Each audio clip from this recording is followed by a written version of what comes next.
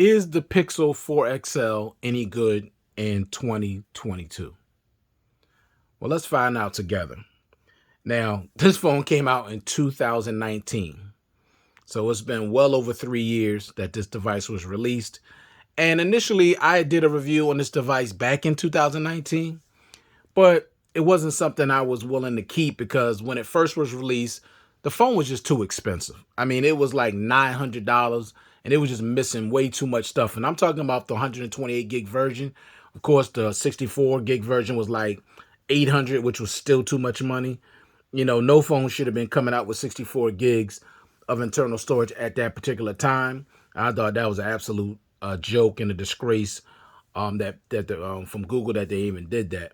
But the 128 gig version was $900. You add tax to that, you're looking at almost $1,000 for a device that just wasn't worth it. They're just missing way too many things, especially from a flagship device. Now, the good thing about this device, it is unlocked for all carriers. Okay, that's a good thing. Now, for those of you that are interested in this, now I know the new thing right now, and of course, there's been the Pixel 5 and the Pixel 5a, and now you got the Google 6 and the Google 6 Pro. But from what I've been seeing on a lot of reviews, there's been a lot of bugs with those devices. People have been having issues with it. The fingerprint sensor has been a problem. Apps have been crashing. Now, you check out the Google Pixel 4 XL. It has Android 12 and it's going to get Android 13. And it runs really, really well.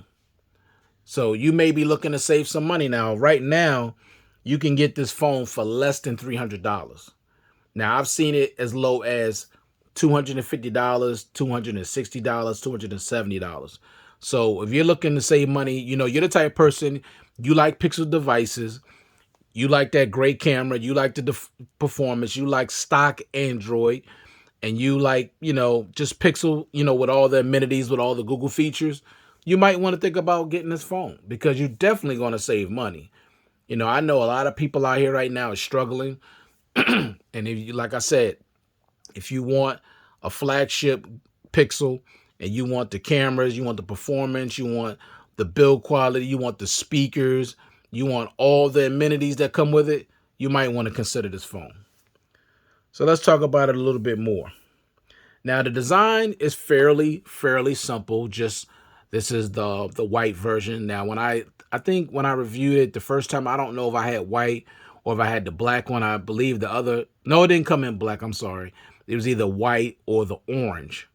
Yeah, white or the orange. So I went and got the white one. And it's a fairly, really simplistic design. No biggie. You just got your cameras up here. Your, three cameras, if I'm not mistaken, or two, I forget.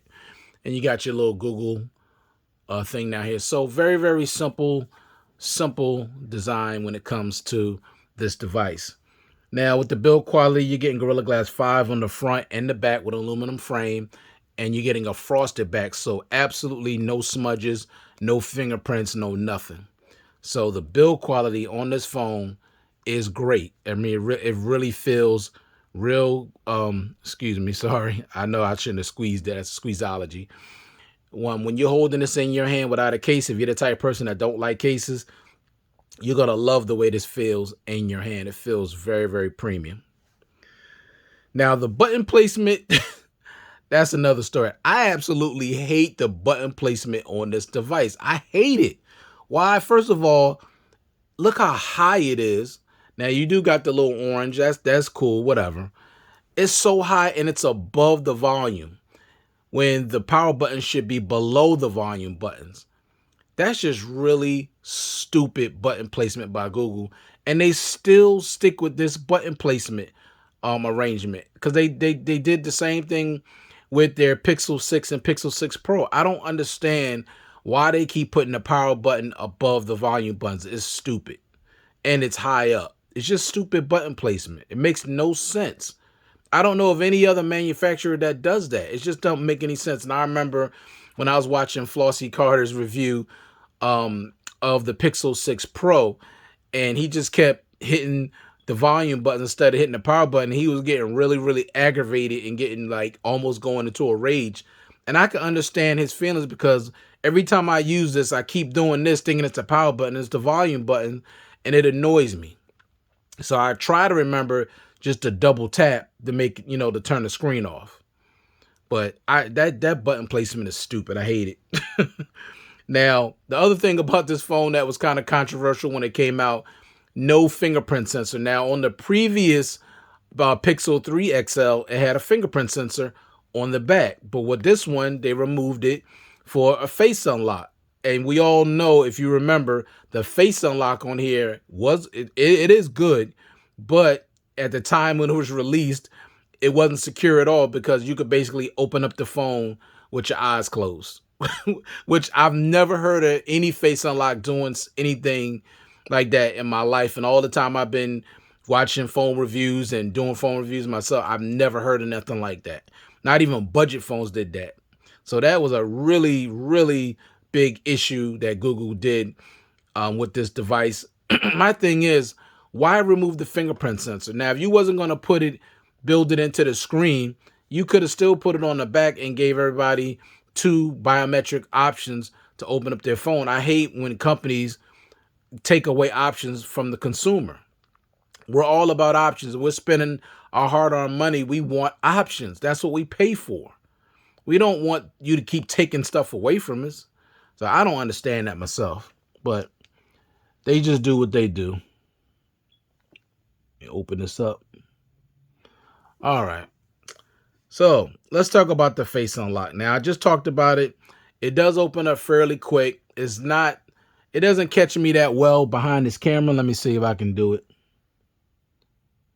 Yeah, it doesn't see me that well behind the camera. I really got to get it close to my face for it to recognize me. But if you just, looking at it dead on, it is pretty fast. And the good thing about it now, it is 100% secure.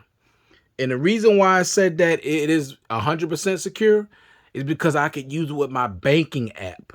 And I promise you, if the face unlock on here was not secure, there is no way my bank would allow me to use it. It just wouldn't. I know other phones that I've had, and they didn't even give the option of using face unlock. It was only the fingerprint sensor only. But the fact that I could use this facial unlock from my banking app, which is a very highly secure encrypted app, that means this is 100% secure. So you don't have to worry about security when it comes to the face unlock right now. All right. So you're good to go with that. Now, this does have an always on display. It's okay, but it's not customizable at all.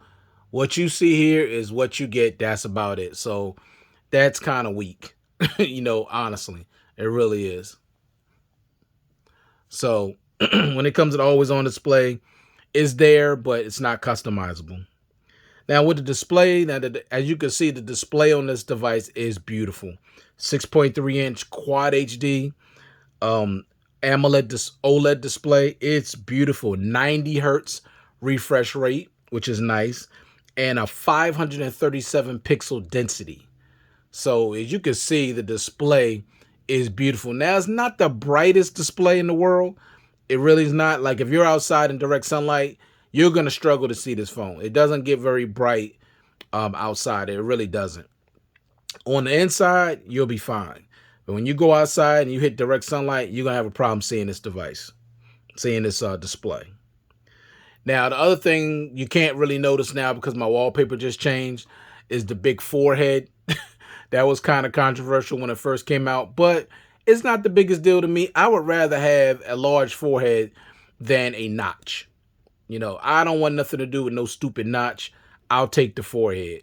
So this device does have a large forehead and it has some chin, but you really get used to that. It's not that bad, honestly.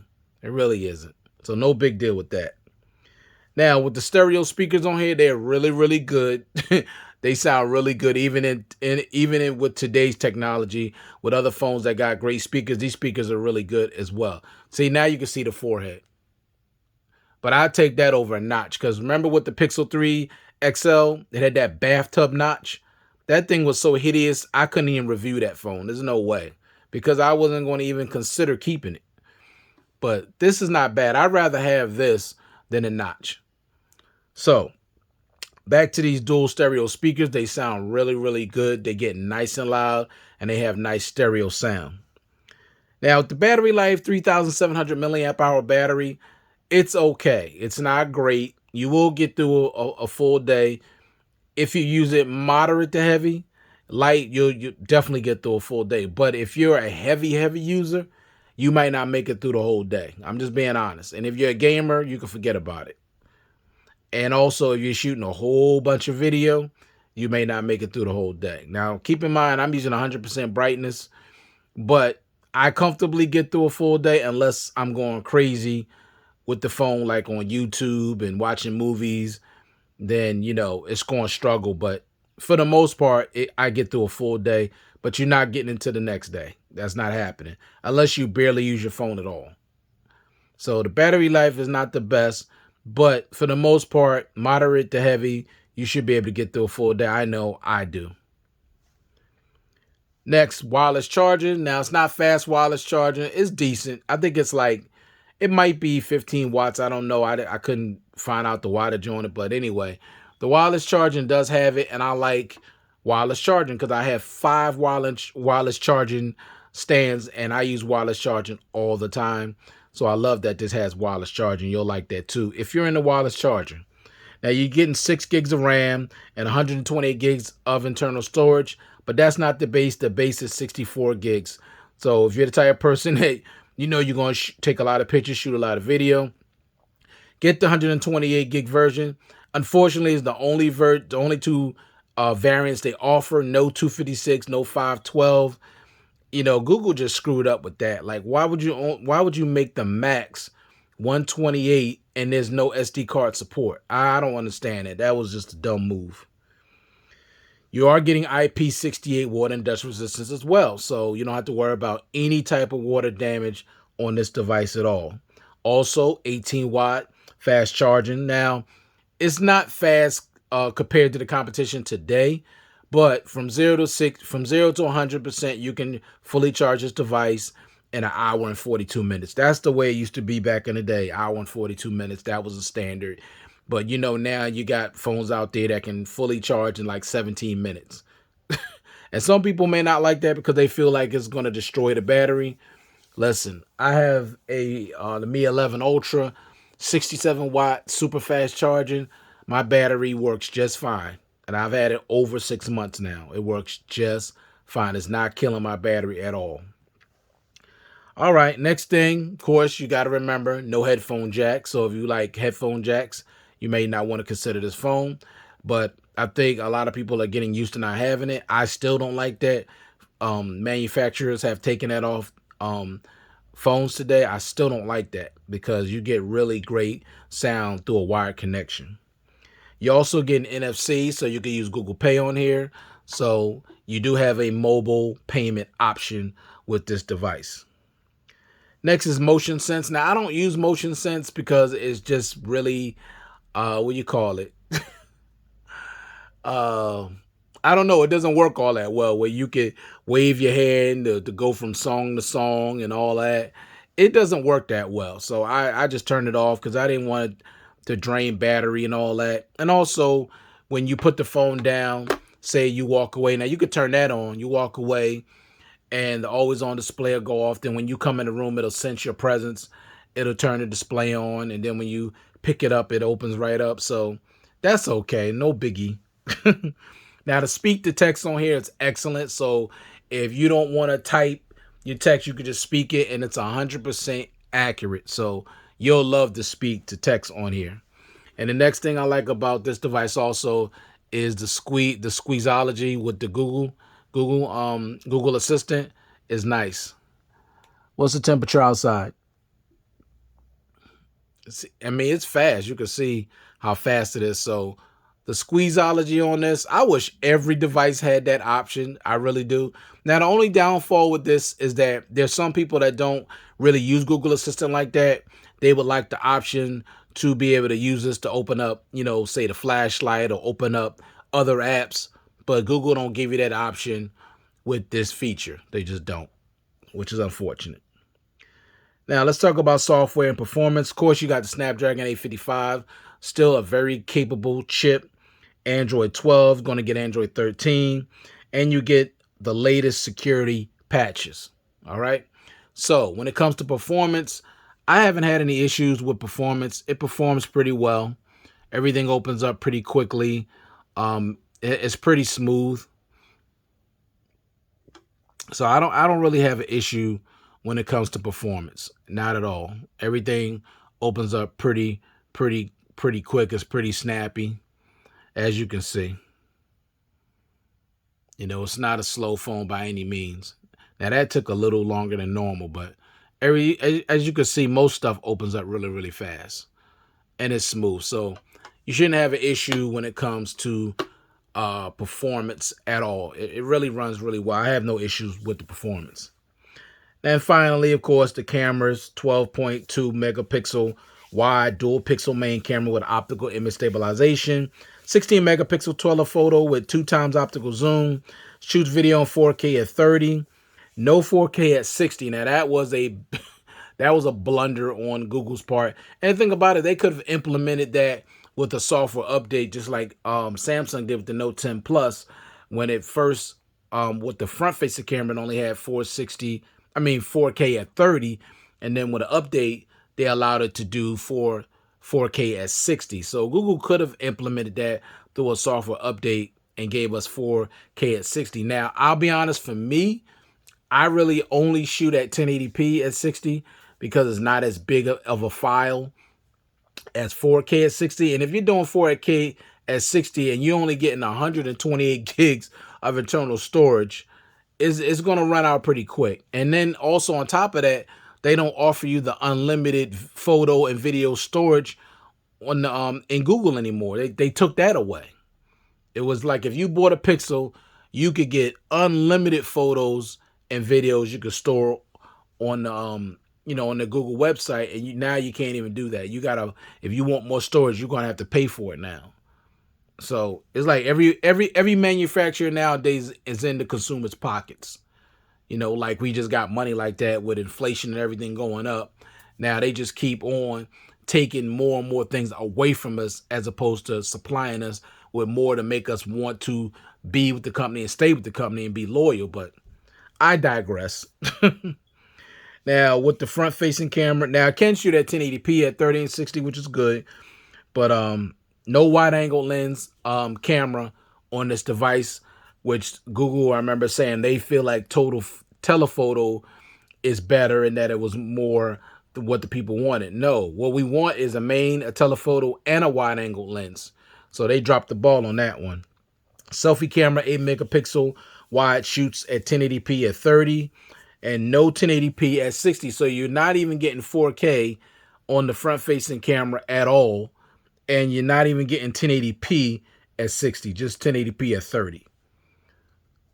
$900 was what they were charging for this device when it was first released. So they had some kahunas to charge people that much money for this device when it just clearly wasn't even worth it.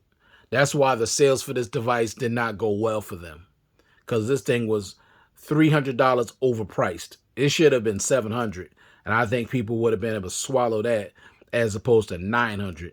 This was a $700 device. I'm sorry, but let me say this. This is still a really good device, even being as old as it is now, because it's still getting the latest security patches and the latest version of Android. The cameras on here are really good. So I'll show you some photos at the end. You can check them out. But the photos and the videos on this is still really good. The cameras on here are really nice, and especially the night sight, the night photos, excellent. I mean, they can hold their own against cameras to the night low light cameras on these newer phones. The night sight on here is unbelievable. I'm telling you, clear, crisp, bright, beautiful. So if you're thinking about picking up the Pixel 4 XL, you should, because like I said, the first thing is you're going to pay very little for it. It's going to be very cheap, and it performs like a champ. Only thing you got to concern yourself with, the battery life is not great, and you got that forehead. If you can deal with those two things, everything else will be fine. And if you don't need 4K at 60, okay, if you don't need 4K at 60, you're going to be fine. Like I said, you do get 4K at 30, and you can shoot at 1080p at 30 and 60. All right, so thank you very much for taking the time to view this content. I do appreciate it, and I do recommend this phone. I really do. I do recommend the Pixel 4 XL. This is still a great phone. So thank you all. I appreciate it. Hope you guys are staying safe and staying well, and I'll check you guys out in the next one. Peace.